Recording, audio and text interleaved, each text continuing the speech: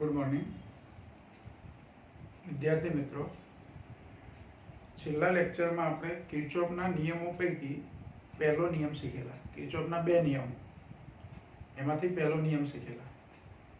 નિયમ એવો હતો, પહેલો નિયમ કે કોઈ જંકશન પાસે ભેગા મળતા વિદ્યુત પ્રવાહોનો બૈજિક સરવાળો શૂન્ય હોય. જંકશન પાસે ભેગા મળતા એનો મતલબ કે જંકશન તરફ આવતા અને જંકશનથી દૂર જતા આવા વિદ્યુત પ્રવાહોનો બૈજિક સરવાળો શું હોય? શૂન્ય હોય. એટલે કે સિગ્મા આઈ બરાબર 0 સમીકરણના સ્વરૂપમાં લખવું હોય. આ પહેલો નિયમ હતો, જેને આપણે જંકશનનો નિયમ પણ કહીએ છીએ અથવા કિર્ચોફનો પ્રવાહનો નિયમ પણ કહીએ છીએ. કિર્ચોફ કરંટ લો એટલે KCL એવું એને કહી શકીએ. આજે આપણે બીજો નિયમ શીખવાના છે, કિર્ચોફનો બીજો નિયમ. કિર્ચોફનો બીજો નિયમ એ કોઈ બંધ પરિપથ માટે છે. કેવા પરિપથ માટે છે? બંધ પરિપથ.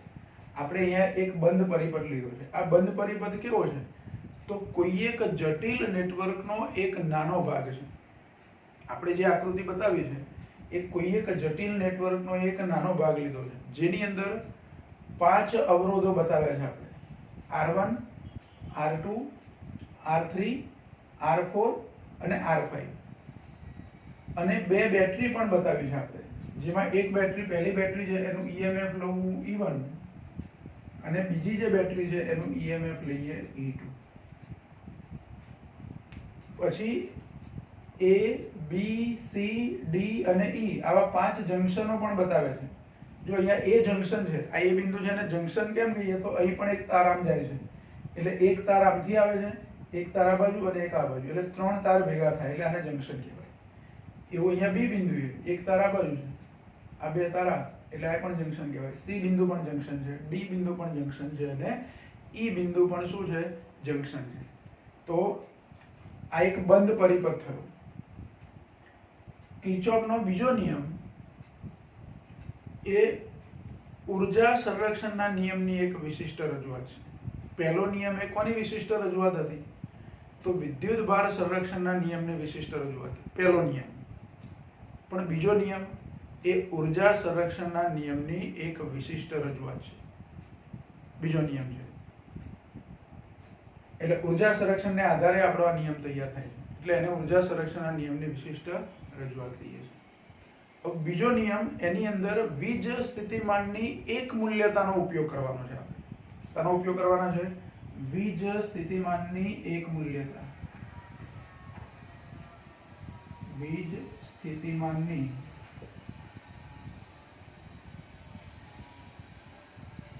એક મૂલ્યતા. હવે જો વીજ સ્થિતિમાનની એક મૂલ્યતા કોને કહેવાય? તો ધારો કે કોઈ એક એ બિંદુ લઉં, આપણે એ બિંદુ લીધું છે, તો એ બિંદુ પાસે કઈક વિદ્યુત સ્થિતિમાન હશે. એ બિંદુએ શું હશે? કઈક વિદ્યુત સ્થિતિમાન હશે. હવે એ બિંદુએ વિદ્યુત સ્થિતિમાન ધારો કે VA જેટલું છે. અહીંયા હું સ્થિતિમાન VA જેટલું લઈ લઉં. એ બિંદુ પાસેનું સ્થિતિમાન કેટલું છે? VA જેટલું. પછી બી બિંદુએ પણ સ્થિતિમાન હશે. બી બિંદુનું સ્થિતિમાન ધારો કે VB જેટલું છે. એ જ રીતે સી બિંદુનું સ્થિતિમાન ધારો કે VC જેટલું છે. ડી બિંદુએ સ્થિતિમાન ધારો કે VD જેટલું છે. અને ઈ બિંદુનું સ્થિતિમાન ધારો કે VE છે. 5 બિંદુના 5 અલગ અલગ સ્થિતિમાનો. હવે એ બિંદુએ સ્થિતિમાન VA લીધું, જસ્ટ ખાલી ઉદાહરણ માટે હું એ બિંદુનું સ્થિતિમાન ધારી લઉં છું. એટલું જ હશે એવું નહીં, પણ ધારી લઉં છું. ધારો કે એ બિંદુનું સ્થિતિમાન 10 વોલ્ટ છે. ખાલી સમજવા માટે ધારીએ કે એ બિંદુનું સ્થિતિમાન કેટલું છે? 10 વોલ્ટ. એટલે કે એ બિંદુ પાસે સ્થિતિમાન 10 વોલ્ટ છે. હવે કોઈ અવરોધમાંથી તમે પસાર થાઓ, અવરોધમાંથી આ પ્રવાહ વહેતો હોય, તો અવરોધના આ છેડે સ્થિતિમાન અને આ છેડે સ્થિતિમાન જુદું જુદું હોય, એટલે કે બદલાતું હોય. તો 10 વોલ્ટ સ્થિતિમાન વાળા બિંદુએથી અવરોધના બીજા છેડે જતો રહું. જો એ બિંદુએ 10 વોલ્ટ સ્થિતિમાન, એનો મતલબ કે અવરોધનો એ બિંદુ તરફનો છેડો છે ત્યાં પણ સ્થિતિમાન 10 વોલ્ટ. પણ બીજા છેડે જવું તો સ્થિતિમાન 10 નહીં હોય, કાં તો ઘટ્યું હશે કાં તો વધ્યું હશે, એટલે બદલાયું હશે. પછી બેટરીમાંથી પસાર થઈએ તો પણ સ્થિતિમાન બદલાય. એટલે બી બિંદુનું સ્થિતિમાન એ બિંદુ જેટલું ધારો કે નથી, જુદું છે. તો એ જે ફેરફાર થતો હોય, અવરોધમાંથી પસાર થઈએ, અમુક મૂલ્યના અવરોધમાંથી પ્રવાહ પસાર થાય તો સ્થિતિમાનમાં કેટલો વધારો કે ઘટાડો થાય એ 10 માં ઉમેરવાનો કાં તો 10 માંથી બાદ કરવાનો. પછી બેટરીમાંથી પસાર થઈએ ત્યારે સ્થિતિમાનમાં વધારો કે ઘટાડો કેટલો થાય તે ગણવાનો. એ પેલું જે પહેલું મૂલ્ય મળે એમાં ઉમેરો કે બાદ કરો, જરૂર પડે એમ. અને પછી બી બિંદુએ આવે તો બી બિંદુનું સ્થિતિમાન મળે. એટલે બી બિંદુએ સ્થિતિમાન ધારો કે જુદું મળ્યું. ફરી અવરોધમાંથી પસાર થયા અને સી બિંદુ પર આવે, વળી સ્થિતિમાન બદલાયું. ફરી બેટરીમાંથી પસાર થયા, અવરોધમાંથી પસાર થયા, ડી બિંદુએ આવે, સ્થિતિમાન પાછું બદલાયું. ફરી અવરોધમાંથી પસાર થયા, ઈ બિંદુ પર આવે, પાછું સ્થિતિમાન બદલાયું. અને ફરી અવરોધમાંથી પસાર થયા અને એ બિંદુએ આવે. એ બિંદુએ પાછો આવું, આ બધા ફેરફારોની ગણતરી કરતા કરતા એ બિંદુએ જો પાછા આવીએ તો મને જવાબ કેટલો મળવો જોઈએ? તો 10 વોલ્ટ જ મળવો જોઈએ.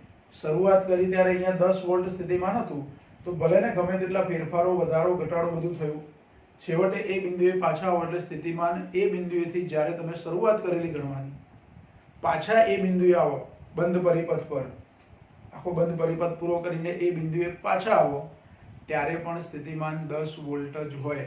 એટલે કે VA જેટલું જ હોય. પહેલા સ્થિતિમાન VA હતું તો હવે પણ ત્યાં સ્થિતિમાન VA જેટલું જ હોય. આને કહેવાય વીજ સ્થિતિમાનની એક મૂલ્યતા. એટલે જ્યારે પરિપથની અંદર સ્થિર પ્રવાહ વહેતો હોય, આ ખાસ ધ્યાન રાખો. જો આ બધી ભુજાઓમાં પ્રવાહ પણ મેં જુદો જુદો લીધો છે. આ પહેલી ભુજા AB ભુજા એટલે A થી B સુધીની ભુજા એટલે પહેલી ભુજા, એમાં I1 પ્રવાહ લીધો છે. બીજી ભુજામાં I2 પ્રવાહ લીધો છે. પહેલી ભુજામાં પ્રવાહ A થી B તરફ જાય છે. બીજી ભુજામાં પ્રવાહ C થી B તરફ આવે છે. તો આ બે ભેગા થઈને પ્રવાહોનું શું થતું હશે? તો આ ભુજામાંથી બહાર નીકળી જતા હશે. પણ આ બાજુ ક્યાં જાય છે? આગળ જતા શું થાય એની આપણે ચિંતા કરતા નથી. પછી CD ભુજામાં પ્રવાહ પાછો I3 પ્રવાહ નીચે તરફ લીધો છે, C થી D તરફ. પછી DE ભુજામાં E થી D તરફ I4 પ્રવાહ લીધો છે. અને EA ભુજામાં A થી E તરફ I5 પ્રવાહ લીધો છે. એટલે બધા પ્રવાહો જુદા જુદા હોઈ શકે, એની દિશા આપણી મરજીથી લઈ શકાય. પણ I1 પ્રવાહનું મૂલ્ય સમજો કે 1 એમ્પિયર છે તો દરેક વખતે 1 એમ્પિયર જ હોવું જોઈએ. જ્યાં સુધી તમે ગણતરીઓ કરો ત્યાં સુધી I1 નું મૂલ્ય બદલાવવું જોઈએ નહીં. એ રીતે I2, I3, I4 ભલે જુદા જુદા મૂલ્યના છે, પણ જેટલા મૂલ્યના છે તેટલા જ મૂલ્યો એના જળવાઈ રહેવા જોઈએ. એટલે કે પરિપથમાં સ્થિર પ્રવાહ વહેતો હોય એવું કહેવાય. જે ભુજામાં જેટલો પ્રવાહ છે એટલો ને એટલો જળવાઈ રહેવો જોઈએ. એવી સ્થિતિમાં દરેક બિંદુનું સ્થિતિમાન જેટલું હોય તેટલું અચળ રહેશે. એ બિંદુનું સ્થિતિમાન VA છે તો દરેક વખતે તમે ચેક કરશો તો એ સ્થિતિમાન VA જ હશે. એટલે કે એનું જે મૂલ્ય હોય, ધારો કે આપણે 10 ધારેલું. બી બિંદુનું સ્થિતિમાન જેટલું હશે એટલું, ધારો કે 8 છે, તો એ 8 વોલ્ટ દરેક વખતે કેવું રહે? અચળ રહે. આને કહેવાય વીજ સ્થિતિમાનની એક મૂલ્યતા. અને આ વીજ સ્થિતિમાનની એક મૂલ્યતાના આધારે એનો ઉપયોગ કરીને આપણે કિર્ચોફનો બીજો નિયમ તૈયાર કરીશું. અને બહુ જ ઉપયોગી નિયમ છે આ. કોઈ બંધ પરિપથની અંદર તમારે પ્રવાહ શોધવો હોય અથવા સમતુલ્ય અવરોધો શોધવા હોય તો આ નિયમ બહુ જ કામનો છે. હવે આ નિયમનો ઉપયોગ કરતા પહેલા શું ધ્યાન રાખવાનું છે આપણે? તો કોઈ એક બિંદુ તમારે પહેલા નક્કી કરી લેવાનું કે શરૂઆત ક્યાંથી કરવી છે આપણી ગણતરીની. શરૂઆત ગણતરીની આપણે ક્યાંથી કરવી છે એક નક્કી કરી લેવાનું. ધારો કે મારે એ બિંદુએથી ગણતરીની શરૂઆત કરવી છે. એવું જરૂરી નથી કે એ બિંદુએથી શરૂઆત કરું. મારે બી બિંદુએથી ગણતરીની શરૂઆત કરવી છે. તો બંધ પરિપથ પર બી થી શરૂ કરી અને એક માર્ગ આ પૂરો કરીને બી પર પાછા આવી જવાનું. જો એ થી શરૂઆત કરો તો એ થી શરૂઆત કરી સ્થિતિમાનના ફેરફારો ગણતા પાછા ક્યાં આવી જવાનું? એ પર. એટલે આવો બંધ પરિપથ પહેલા એક નક્કી કરવો પડે અને એમાં શરૂઆત ક્યાંથી કરવી છે ગણતરી કરવા માટે તે નક્કી કરવાનું. ધારો કે હું એ બિંદુએથી શરૂઆત કરું છું. પછી એ બિંદુએથી મને બે રસ્તા છે, કાં તો આમ જઈ શકું કાં તો આમ જઈ શકું. હું સમઘડી દિશામાં જઈ શકું અથવા વિષમઘડી દિશામાં જઈ શકું. અને આને આપણે શું કહીશું? ધારો કે હું એ થી ગણતરી કરતો સમઘડી દિશામાં જાઉં છું તો હું એવું કહીશ કે હું એ બિંદુએથી સમઘડી દિશામાં મુસાફરી કરું છું. આવો શબ્દ વાપર્યો છે, મુસાફરીની દિશા.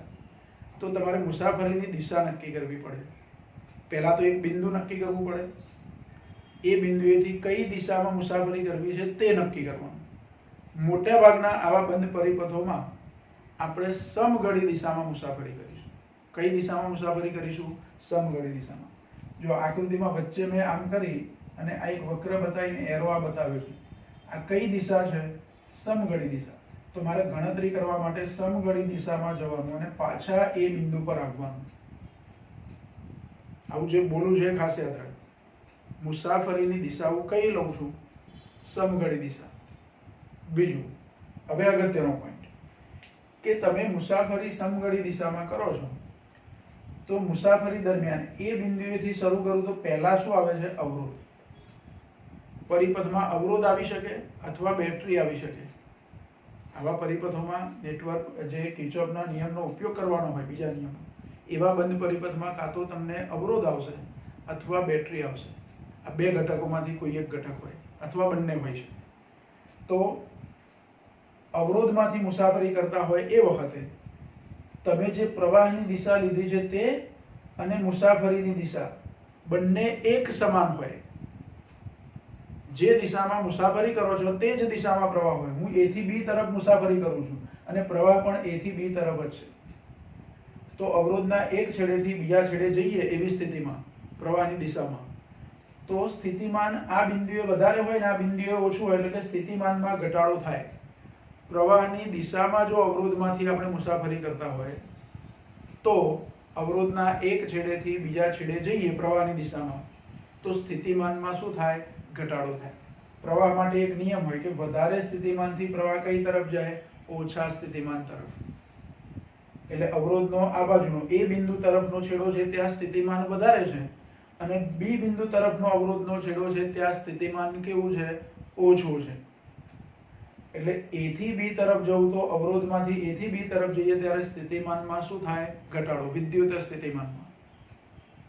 એટલે ટૂંકમાં કોઈ અવરોધમાંથી જ્યારે આપણે મુસાફરી કરતા હોય, અવરોધના એક છેડેથી બીજે છેડે જતા હોય, તો મુસાફરીની દિશા એ પ્રવાહની દિશામાં જ હોય. મુસાફરીની દિશા એ પ્રવાહની દિશામાં જ હોય, એટલે કે બંને એક જ દિશામાં હોય. તો I અને R ના ગુણાકાર જેટલો સ્થિતિમાનમાં ઘટાડો થાય. કેટલો ઘટાડો થાય? I એટલે કે જે પ્રવાહ અને અવરોધ, જે અવરોધમાંથી પ્રવાહ વહેતો હોય તે, એ બંનેના ગુણાકાર જેટલો સ્થિતિમાનમાં શું થાય? ઘટાડો થાય. એટલે અહીંયા A થી B તરફ હું જઈશ તો I1 અને R1 ના ગુણાકાર જેટલો સ્થિતિમાનમાં ઘટાડો થાય. હવે એ બિંદુનું સ્થિતિમાન તો મને ખબર હતું. કેટલું સ્થિતિમાન હતું એ બિંદુનું? તો VA. તો VA માંથી I1 અને R1 નો ગુણાકાર મારે શું કરવાનો? બાદ કરવાનો. એટલે એક પોઈન્ટ યાદ રાખો. અવરોધમાંથી જ્યારે મુસાફરી કરતા હોય ત્યારે પ્રવાહની દિશા અને મુસાફરીની દિશા એક જ હોય, તો I અને R ના ગુણાકાર જેટલો સ્થિતિમાનમાં ઘટાડો થાય. આ એક વસ્તુ. કિર્ચોફનો બીજો નિયમ વાપરતી વખતે આ ધ્યાન રાખો. જ્યારે અવરોધના એક છેડાથી બીજા છેડા તરફ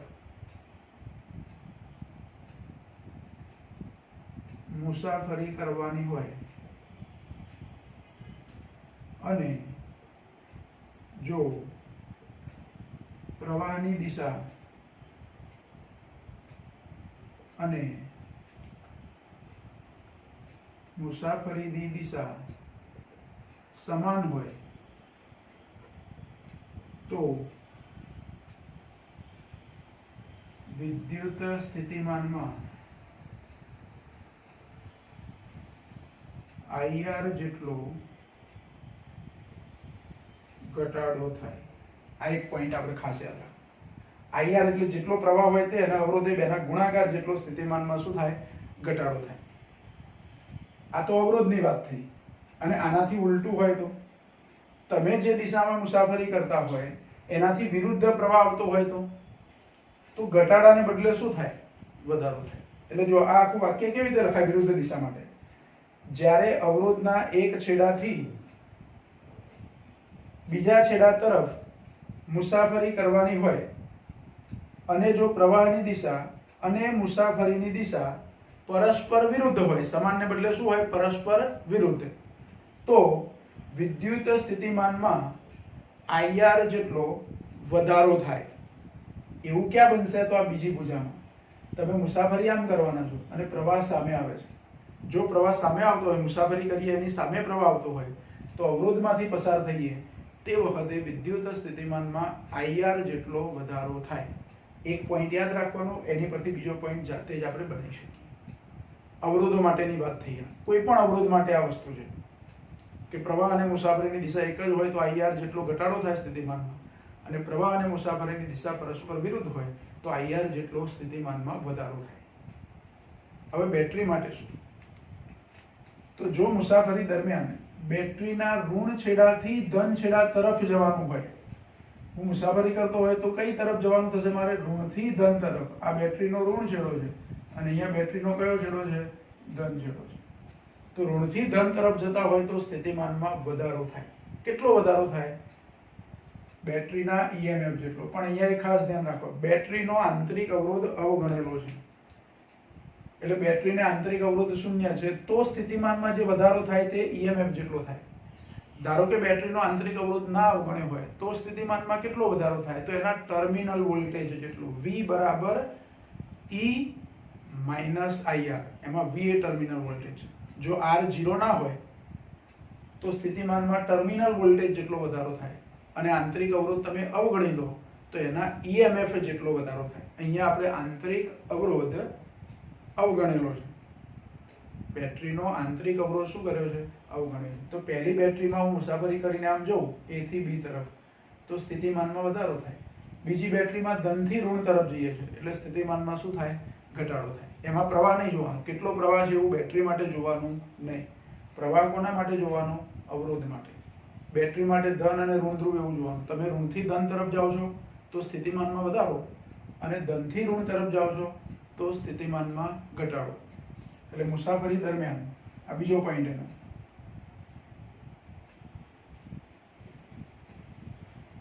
મુસાફરી દરમિયાન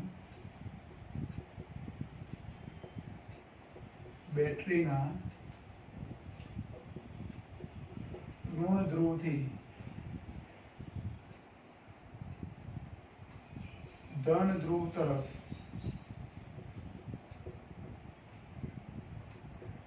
મુસાફરી હોય તો વિદ્યુત સ્થિતિમાનમાં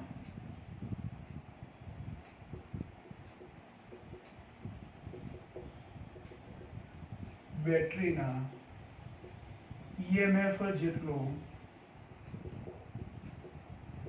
વધારો થાય. અને આનાથી ઉલટું હોય તો ઘટાડો થાય. ઉલટું એટલે કે ધનથી ઋણ તરફ જતા હોય તો સ્થિતિમાનમાં EMF જેટલો ઘટાડો થાય. આ બે પોઈન્ટ્સ યાદ રાખીશું આપણે, અને વીજ સ્થિતિમાનની એક મૂલ્યતાનો ઉપયોગ કરીશું એટલે કિર્ચોફનો બીજો નિયમ આપણને મળે. હવે ગણતરી કરતા આવડવું જોઈએ. ગણતરી મતલબ કે સ્થિતિમાનના ફેરફારો કેવી રીતે લખવાના છે. તો શરૂઆત કયા બિંદુએથી કરું છું? A બિંદુએથી. A થી ક્યાં જવાનું? B પર. B થી ક્યાં? C પર. C થી D પર. D થી E પર. અને E થી પાછા ક્યાં આવવાનું? A પર. આને એક બંધ પરિપથ કહેવાય. કયો બંધ પરિપથ જુઓ? A B C D E A. છેલ્લે A પર આવવાનું એટલે છેલ્લું એ હોવું જોઈએ. પહેલી શરૂઆત જે બિંદુએથી થાય અંતિમ બિંદુ પણ એ જ હોવું જોઈએ. તો એ બંધ પરિપથ પૂરો થયો કહેવાય. એટલે અહીંયા લખવું હવે કે બંધ પરિપથ. એ લખીએ આકૃતિમાં દર્શાવ્યા પ્રમાણે. આકૃતિમાં દર્શાવ્યા પ્રમાણે બંધ પરિપથ. જો બંધ પરિપથ કયો લખો તો A થી શરૂઆત કરું છું એટલે A B C D E અને છેલ્લું પાછું શું આવે? A. તો બંધ પરિપથ A B C D A માટે કિર્ચોફનો બીજો નિયમ વાપરીએ હવે. તો જો A બિંદુએથી હું શરૂઆત કરું છું એટલે જે બિંદુએથી આપણે શરૂઆત કરીએ તે બિંદુનું સ્થિતિમાન મારે પહેલા લખી જ દેવાનું. તો A બિંદુનું સ્થિતિમાન કેટલું છે? તો VA. એટલે પહેલું જે બિંદુએથી શરૂઆત કરો એનું સ્થિતિમાન લખી દેવાનું. ધારો કે A બિંદુનું સ્થિતિમાન VA છે, આપણે ધાર્યું છે કે VA જેટલું એનું સ્થિતિમાન છે. બરાબર. હવે મુસાફરીની શરૂઆત કરીએ. A થી B તરફ જવા માટે પહેલા શું આવે છે? અવરોધ. અને અવરોધમાંથી પસાર થઈ એ વખતે પ્રવાહની દિશા અને મુસાફરીની દિશા એક સરખી છે. અને સમાન દિશા માટે કીધું કે IR જેટલો ઘટાડો થાય. ઘટાડો થાય એટલે નિશાની કઈ વાપરવાની? માઇનસ. IR માં શું આવશે? પહેલી ભુજામાં અવરોધ R1 છે ને એમાંથી વહેતો પ્રવાહ I1 છે. તો I1 અને R1 ના ગુણાકાર જેટલો સ્થિતિમાનમાં ઘટાડો થાય. શામાંથી? VA માંથી. એટલે VA માંથી I1 અને R1 નો ગુણાકાર હોય બાદ કરવાનો. એટલે VA minus I1 R1. VA minus I1 R1. હવે અવરોધના બીજા છેડે પહોંચી ગયા. અહીંનું સ્થિતિમાન મળ્યું મને. જો અવરોધનો બીજો છેડો એટલે અહીંયા. આટલે હું પહોંચ્યો તો સ્થિતિમાન આટલું છે VA માઈનસ I1 R1 છે. પછી અવરોધના બીજા છેડેથી હવે આગળ જઈએ છીએ આપણે અને બેટરીમાંથી પસાર થયા. બેટરીના ઋણથી ધન તરફ ગયા એટલે સ્થિતિમાનમાં વધારો થઈ ગયો. અહીંયા લખ્યું આપણે કે ઋણ ધ્રુવથી ધન ધ્રુવ તરફ મુસાફરી હોય તો સ્થિતિમાનમાં વધારો થાય. વધારો થાય એટલે નિશાની કઈ લેવાની? પ્લસ. કેટલો વધારો થાય? બેટરીના EMF જેટલો. બેટરીનું EMF ત્યાં શું છે? E1. એટલે અહીંયા મારે પ્લસ E1 કયા બિંદુએ પહોંચી ગયા આપણે? તો B બિંદુએ પહોંચી ગયા. આટલો આખો જવાબ થયો ને VA minus I1 R1 plus E1. આ કયા બિંદુનું સ્થિતિમાન થયું? તો B બિંદુનું. પણ મારે ત્યાં ઊભા નથી રહેવું, ત્યાંથી હજુ આગળ જવાનું છે. એટલે આ B બિંદુનું સ્થિતિમાન મળી ગયું. હવે B થી ક્યાં જવાનું? C તરફ. B થી ક્યાં જવાનું? C તરફ. B થી C તરફ જવું તો એક અવરોધ જ આવે છે વચ્ચે અને પ્રવાહની દિશા આપણે જે દિશામાં જઈએ એની વિરુદ્ધ આવે છે. અને મુસાફરી અને પ્રવાહની દિશા વિરુદ્ધ હોય તો સ્થિતિમાનમાં IR જેટલો વધારો થાય. વિરુદ્ધ દિશા એટલે વધારો. તો અહીંયા પ્લસ. હવે કેટલો વધારો થાય? તો પ્રવાહ અને અવરોધના ગુણાકાર જેટલો એટલે I2 R2 બીજી ભુજા માટે. અહીંથી આપણે આ બાજુ આવી ગયા. કયા બિંદુ પર આવી ગયા? C બિંદુએ. તો આ આખો જવાબ થયો કોનું સ્થિતિમાન થયું? C બિંદુનું. પછી C થી ક્યાં જવાનું છે? D પર. તો પહેલા શું આવે છે? બેટરી. C થી D તરફ જઈએ આપણે મુસાફરી કરતા કરતા તો બેટરી આવે છે. બેટરીના ધનથી ઋણ તરફ જઈએ એટલે સ્થિતિમાનમાં ઘટાડો થાય. કેટલો ઘટાડો થાય? તો બેટરીના EMF જેટલો. તો ઘટાડો એટલે નિશાની કઈ? માઈનસ. બેટરીનું EMF કેટલું? E2. બેટરીનું EMF કેટલું? E2. હવે બેટરીમાંથી બહાર નીકળીને તરત પાછો અવરોધ આવે છે અને પ્રવાહની દિશા તમે જોશો તો અવરોધમાંથી જ્યારે આપણે પસાર થઈએ ત્યારે પ્રવાહની દિશા અને મુસાફરીની દિશા એક સરખી છે. એટલે ફરીથી IR જેટલો સ્થિતિમાનમાં ઘટાડો થાય એક જ દિશા એટલે નિશાની કઈ વાપરવાની? માઈનસ. I અને R નો ગુણાકાર એટલે કે I3 R3. જે અવરોધ હોય તે અને એમાંથી જે પ્રવાહ વહેતો હોય તે તેના ગુણાકાર જેટલો સ્થિતિમાનમાં ઘટાડો થાય. બરાબર? કયા બિંદુએ પહોંચી ગયા? D બિંદુએ. તો આ આખો જવાબ જે થયો આટલો એ D બિંદુનું સ્થિતિમાન છે. જો આટલો લાંબો જવાબ એનો મતલબ કે આ દરેકના કંઈક ના કંઈક મૂલ્યો હોત તો સરવાળા બાદબાકી કરીને આપણને જવાબ મળતો. સમજો કે VA નું મૂલ્ય મને ખબર છે, પછી I1 R1 ખબર હોય તો VA ના મૂલ્યમાંથી I1 R1 બાદ કર્યો એટલે આટલો જવાબ મળી જાય. E1 ખબર હોય તો પાછો જે જવાબ આવે એમાં E1 જેટલું મૂલ્ય ઉમેરી દઉં. એટલે આ બેના મૂલ્યો ખબર હોય તો એ મૂલ્ય ઉમેરી દઉં. આ મૂલ્ય ખબર હોય તો બાદ કરી દઉં. આ મૂલ્ય મને ખબર હોય તો બાદ કરી દઉં. એટલે જવાબ કોઈ એક આંકડો આપણને મળશે. એ આંકડો શું થયું? D બિંદુનું સ્થિતિમાન. એ જવાબ જે આવતો હોય તે. બરાબર? એવી રીતે હવે D થી કઈ તરફ જવું છે? E તરફ. તો D થી E તરફ જઈએ ત્યારે અવરોધ R4 માંથી પસાર થવાનું છે પણ પ્રવાહ તો આપણી મુસાફરીની વિરુદ્ધ દિશા છે. અહીં પ્રવાહની દિશા તીરની નિશાનીથી આપણે બતાવી છે. તો આપણે જે દિશામાં જઈએ છીએ એની વિરુદ્ધ પ્રવાહ આવે છે. એટલે સ્થિતિમાનમાં શું થાય? I અને R ના ગુણાકાર જેટલો વધારો થાય. એટલે મારે શું લખવાનું? Plus I4 R4.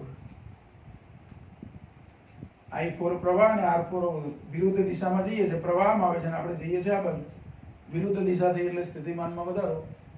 હવે E બિંદુએ પહોંચી ગયા. E થી પાછો એ પર જવું હોય તો અવરોધમાંથી પસાર થઈએ. પ્રવાહ સામે આવે છે. પ્રવાહ આપણી શું થાય છે? સામે આવે છે.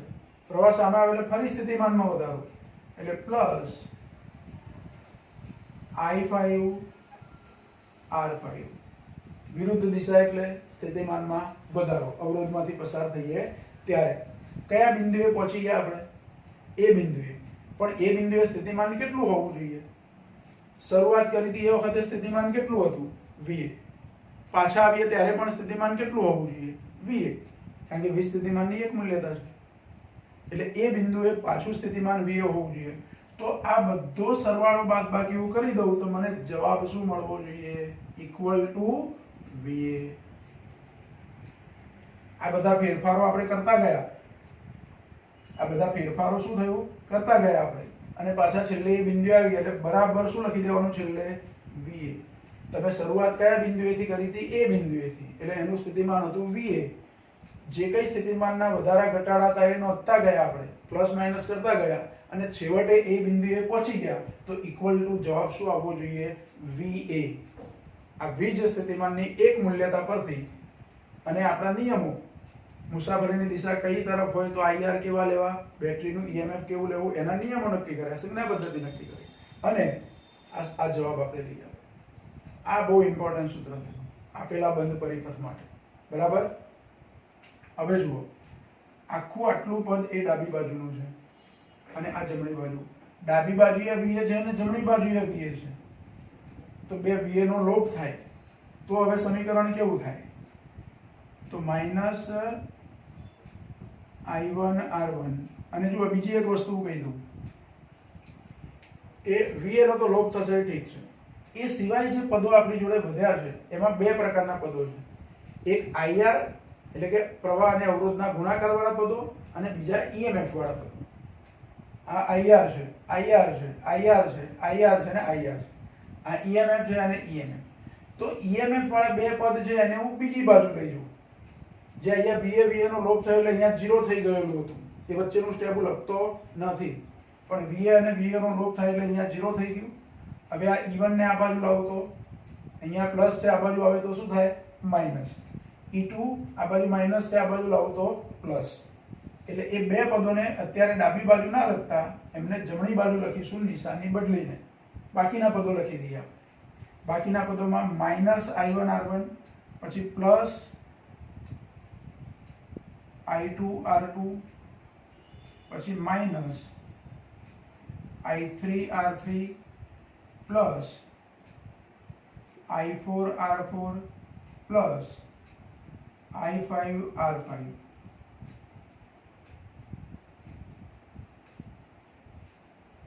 બરાબર. બરાબર એટલે બીજી બાજુ હવે E1 પ્લસ હતા, આ બાજુ લાવો તો માઇનસ. એટલે માઇનસ E1 પ્લસ E2. એક બાજુ આપણે શું લખ્યું છે? તો અવરોધો અને એમાંથી વહેતા અનુરૂપ પ્રવાહોના ગુણાકારોનો બૈજિક સરવાળો લખ્યો છે. કોઈ પદ પ્લસ છે, કોઈ પદ માઇનસ છે, એટલે બૈજિક સરવાળો કહેવાય. આમાં કોઈ રાશિ સદિશ કે એવું કશું તો છે નહીં, એટલે સદિશ સરવાળો એવો શબ્દ અહીંયા આવતો નથી.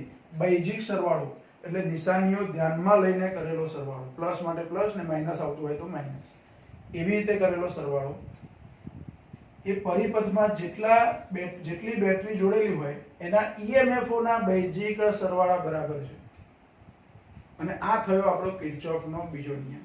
આને હજુ મારે ટૂંકમાં લખવું હોય, બૈજિક સરવાળો IR નો છે એટલે સિગ્મા IR બરાબર સિગ્મા E. સિગ્મા IR એટલે અહીંયા I1R1 પહેલા પદ માટે નિશાની જે હોય તે, I2R2 એટલે બીજું પદ, I3R3 એટલે ત્રીજું પદ, એવા બધા છે. IR વાળા બધા પદોનો સરવાળો, બૈજિક સરવાળો. બીજી બાજુ EMF વાળા બધા પદોનો સરવાળો. તો સિગ્મા IR બરાબર સિગ્મા E. અથવા આને મારે બીજી રીતે લખવું હોય તો sigma IR minus sigma E બરાબર 0. અને આ બદલાવ તો માઇનસ થાય. એટલે આ થયો આપણો કિર્ચોફનો બીજો નિયમ. હવે નિયમ આપણે શબ્દોમાં લખવો છે. નિયમને શબ્દોમાં લખવો છે. તો આ કોઈ એક બંધ પરિપથ લીધો છે આપણે. એટલે કોઈ પણ બંધ પરિપથમાં જોડેલા અથવા તો લાગુ પાડેલા, કોઈ પણ બંધ પરિપથમાં લાગુ પાડેલા અવરોધો અને તેમાંથી વહેતા અનુરૂપ પ્રવાહો, અવરોધો અને તેમાંથી વહેતા અનુરૂપ અથવા આનુષંગિક પ્રવાહોના ગુણાકારોનો, પ્રવાહો અને અવરોધોના ગુણાકારોનો બૈજિક સરવાળો તે બંધ પરિપથમાં લાગુ પાડેલા ઈએમએફના બૈજિક સરવાળા બરાબર હોય છે. આ જે વિધાન છે એને આપણે કિર્ચોફનો બીજો નિયમ કહીશું. અહીંયા નિયમનું વિધાન લખીએ આપણે. કોઈ બંધ પરિપથમાં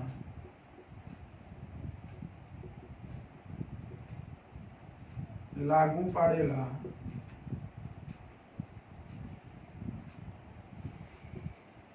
અવરોધો અને તેમાંથી વહેતા આનુષાંગિક એટલે કે એને અનુરૂપ આનુષાંગિક વિદ્યુત પ્રવાહોના ગુણાકારોનો બૈજિક સરવાળો એ તે જ બંધ પરિપથમાં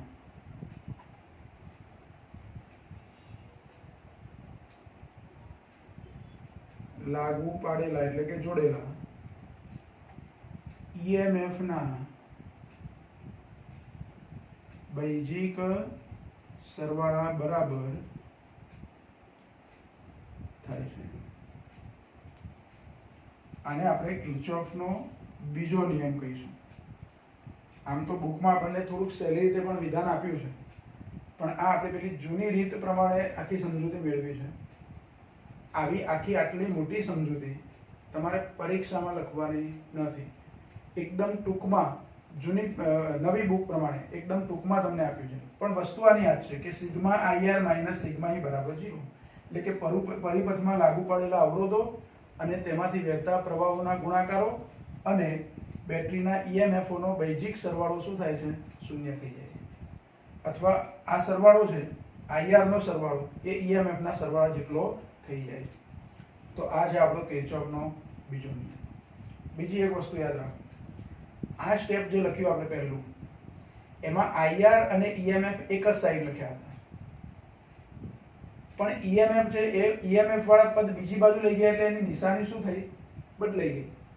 એટલે ડાબી બાજુ તમારે IR લખવાના હોય અને જમણી બાજુ EMF લખવાના હોય, તો EMF માં એક ચેન્જ કરવાનો. અહીંયા આપણે જો આવું લખ્યું છે, મુસાફરી દરમિયાન બેટરીના ઋણ ધ્રુવથી ધન ધ્રુવ તરફ મુસાફરી હોય તો વિદ્યુત સ્થિતિમાનમાં બેટરીના EMF જેટલો વધારો થાય. ઋણથી ધન તરફ જતા હોય તો. હવે અહીંયા મુસાફરી દરમિયાન ઋણથી ધન તરફ ગયા એટલે EMFમાં વધારો થાય એ હકીકત છે, પણ એ વધારો થાય એ પદ મેં બીજી બાજુ લખ્યું એટલે નિશાની કઈ લખી એની? માઇનસ. એટલે હવે એવું યાદ રાખીશું કે EMF ને તમે જમણી બાજુ જો લખવાના હોય તોની વાત કરું છું.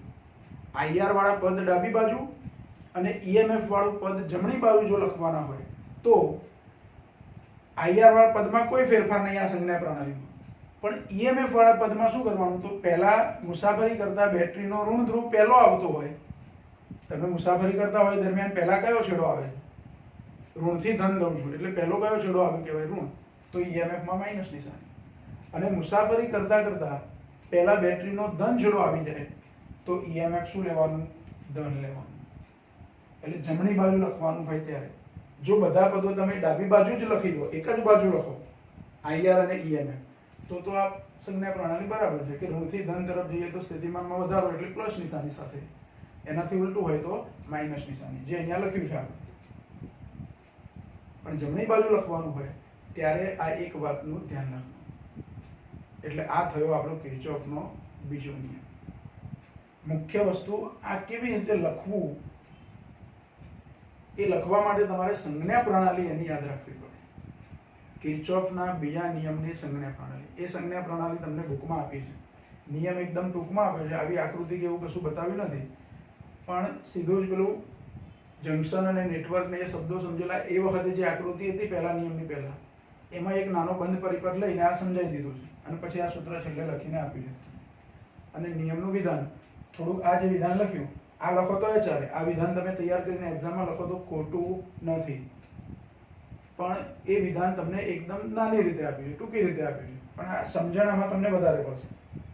આ વિધાન આખું વાંચશો ધ્યાનથી બરાબર ને સમજશો તો તમને તરત જ બીજા નિયમમાં ખબર પડી જશે. બરાબર. એટલે આ થયો આપણો કિર્ચોફનો બીજો નિયમ.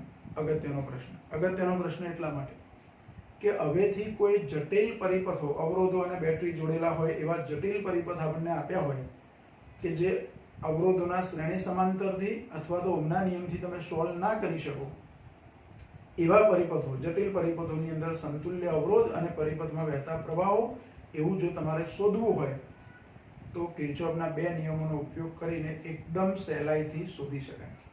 એકાદ ઉદાહરણ તમે જો બરાબર સમજો, આનું ઉદાહરણ લઈશું આપણે, એકાદ ઉદાહરણ તમે બરાબર રીતે સમજી લો કિર્ચોફનો બીજો નિયમ કેવી રીતે વાપરવાનો છે, તો પછી એકદમ સહેલું થઈ જાય. કોઈ પણ દાખલો તમારે હોય, જટિલ પરિપથ હોય, તો એ જટિલ પરિપથ તમે એકદમ સહેલાઈથી એના સમતુલ્ય અવરોધો શોધી શકશો. ઓકે.